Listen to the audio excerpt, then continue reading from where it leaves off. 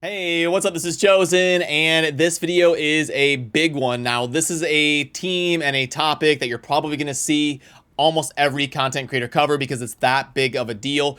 Give credit to YST. He was the forefront leader on coming up with this team. He hung out with me on stream and we built this and we tested different attack thresholds and all sorts of different stuff that will make sense when I show you some of the infographics and the articles around building this team successfully and what goes into it. But it's worth covering here on the channel, even though YST and Hell Hades and probably some other people have covered it, because if you watch my channel, I want to make sure that you know about this team because Bommal is one of the hardest bosses to take down. Even for me, a very endgame player who spent thousands of dollars, I struggled to build a full auto team. And since it revolves around the current fusion in game, I want to make sure and give you my thoughts on it and cover it the way that I do with all of the infographics and stuff that go into it. So this video is going to be showing the 1 minute Bommal auto team and exactly how to build it yourself. Let's get into it.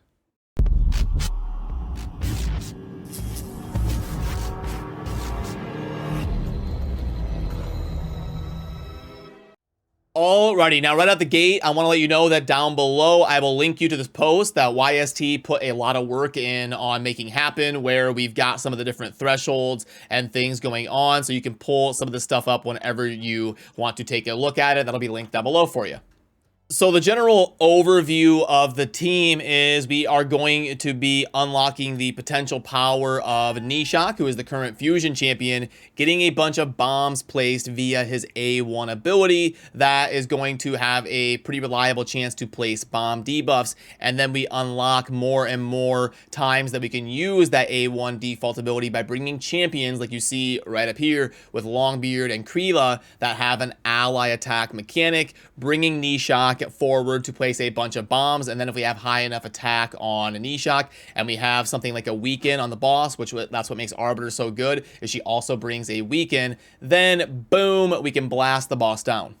And I've actually got footage of the run right here that I can show you. So there is a little bit of AI presets involved here. Basically, it's the standard stuff. Like, you want to make sure you're going into the boss fight with your full arsenal of abilities. So you're going to want to turn off a lot of that important stuff on the Wave 2. I'll show you exactly what my presets look like just in case you're curious. But that's the main gist, is you want to have that stuff available to make sure that you can unload everything on the boss. So as we finish up Wave 2, you will see exactly what happens when we get to the boss and how we're able to blow him up immediately. We'll finish this run within like 20 seconds already. Right when we get there, it's pretty quick. And you can see we're kind of spamming A1s. We're making sure we have everything available. And now we get Arbiter to boost up and the ally attacks. And then another ally attack right here. And the Unclean Banquet with the extra turn. And now you can see we've got enough bombs on there to blow up the boss just like that.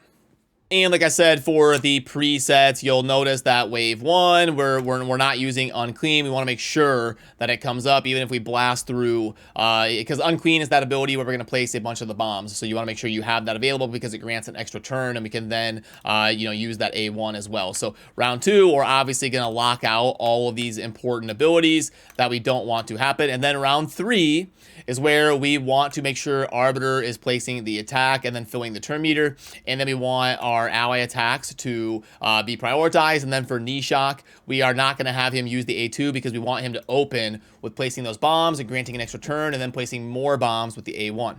And I did put this together for you right here to help explain what is going on when building the team. Let me get my pen out as well. So right here, you can see that Arbiter is going to be going first because we want her to be able to boost up the turn meter. Remember, Bommal has a 250 speed on his final stage. So the only reason that we're able to run a Nishok below 250 is because we've got the Arbiter over here boosting up the turn meters. And then obviously you need your ally attacks to be going 2 and 3 to bring Nishok with, and then be having the Nishok fill in and make sure everybody gets a turn before the boss. You don't really need your nuker. Canterfon is just here to kind of help us blast down the waves and not have it take like 5 minutes to get to the boss. So you can really bring any nuker that you want right here. The main crux of the composition is those 4, where you've got the Arbiter, the 2 ally attacks, and then the Nishok with those speeds right there. As long as everybody kind of gets a turn before the boss goes, you should be mostly fine.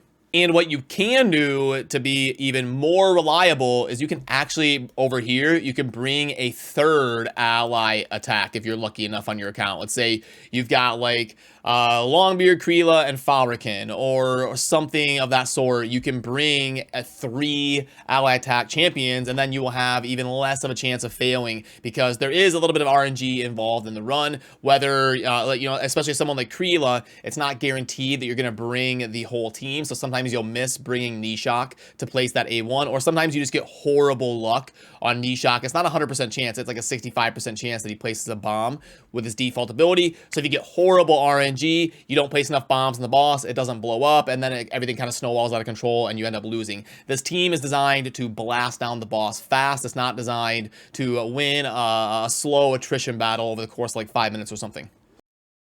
And then when it comes to actually building your Nishok for success, over on the right, you'll see the different stat goals. Now, this is a pretty speed run type team where you're not really going to need a whole bunch of toughness. So the priorities are going to be the stats in green. You've got the attack and then the accuracy and the speed. You want to make sure you get that right. And then down here, it's got the denotation about the arbiter, turn meter booster, and all of that. So now from our testing, you know, YST's builds that he was using were up around 7,000 attack, and it was very consistent. He was winning like 90-something% of the time.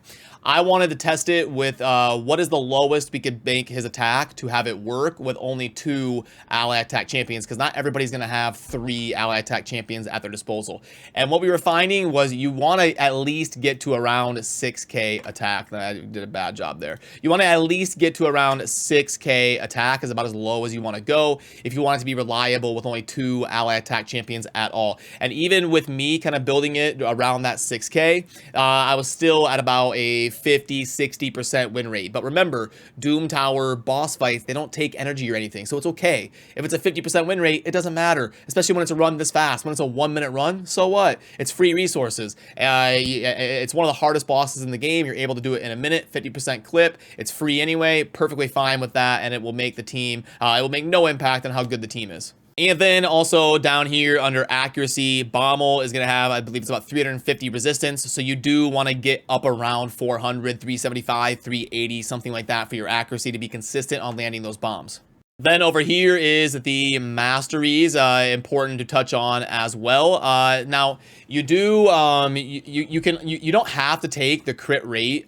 You can honestly, you know, his utility as a champion scales so much off of attack and those bombs that you can honestly justify taking the, it's one of the rare times you can justify taking the attack mastery in the offense tree. And then the Giant Slayer getting the constant procs with his triple hitter A1 is very good. And you definitely want Sniper to make sure that we are getting a little bit more reliable placing of the bombs on our A1, and do not take any sort of turn meter manipulation on the masteries. So no evil eye. Make sure that is a very important point to drive home. I should say it again very slowly. Do not take any sort of turn meter manipulation on any of the champions in your team. So you're going to have to unfortunately go through and make sure that evil eye is not on there for the champions you're using for this run. Everything else on here is pretty self-explanatory. The sets, we're looking for a ton of attack and then making sure that we're hitting these thresholds with the speed and accuracy as well. So as long as your gear sets are helping you hit those stats, you should be good to go.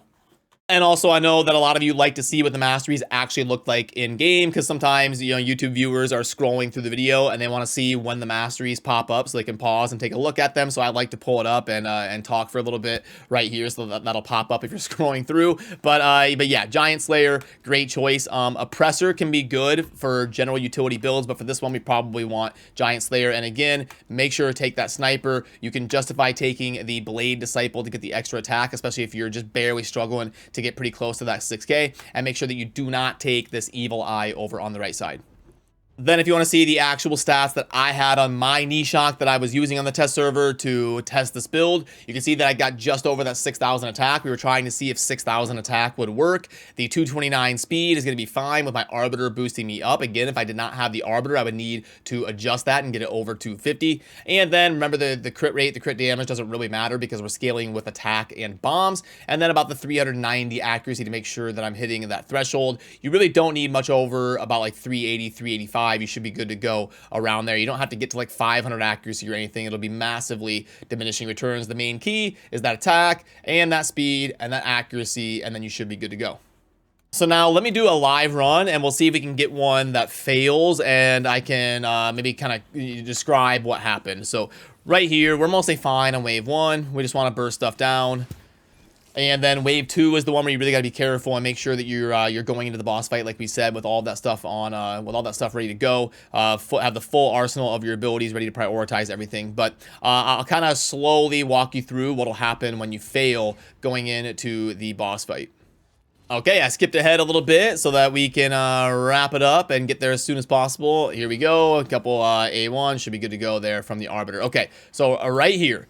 We get the boost from Arbiter right out the gate because our fastest to go ahead and get us to the point where we can take our turn, and you see that it's just enough to go before Bommal, who has the full turn meter ready. It doesn't really matter what our nuker does.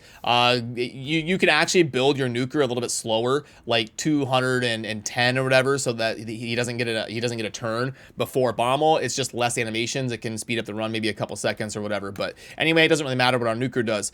Now we've got our ally attack champion that needs to go. Boom. We bring in the whole team, and Longbeard's actually better in this role than someone like Kreela, because Kreela's ally attack ability is going to team up with 3 random allies. So this is a little bit of the RNG that can cause you to fail the run. If we've got a 75% chance to bring the Nishok with us, but 25% of the time Nishok is not going to join and not going to place anything. So if we go auto, and let's see what happens there. Okay, we got everybody except for the Longbeard, so that's fine. Now you can see that we've placed a little bit of the bombs here. Not great luck. We should usually have more than this, but now we get the Unclean Banquet. We place a little bit more, and then right here, so we've got 4 total right now, and we got that extra turn. And then since we turned off his A3, if I auto, he's going to do the A1 with a chance to place bombs. Now typically you want to place about 7 to feel safe about your chances if you're around that 6,000 attack threshold or so. If you only place 6, it can get a little bit dicey. So let's see what he places here on auto. And the extra turn, boom. Okay, so now we've got the 2, 4.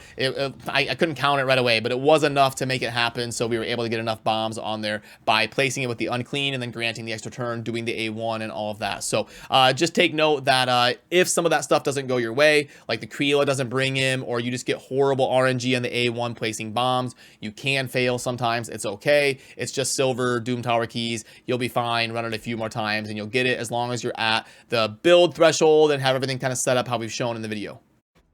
So boom, there it is. Wanted to make sure that my viewers know about this on my channel. But like I said, I'm going to link to the post that YST put together, and I'm also going to link to his channel. You definitely want to watch the videos where he talks about it. All the credit goes to him on designing the team, and he's got a lot of insight on running this team as well. But anyway, that'll do it for me on this one. Have a great rest of your weekend. I will see you soon in the next video. Remember to subscribe on your way out if you enjoy daily Raid Shadow Legends content. And thanks for watching. Peace.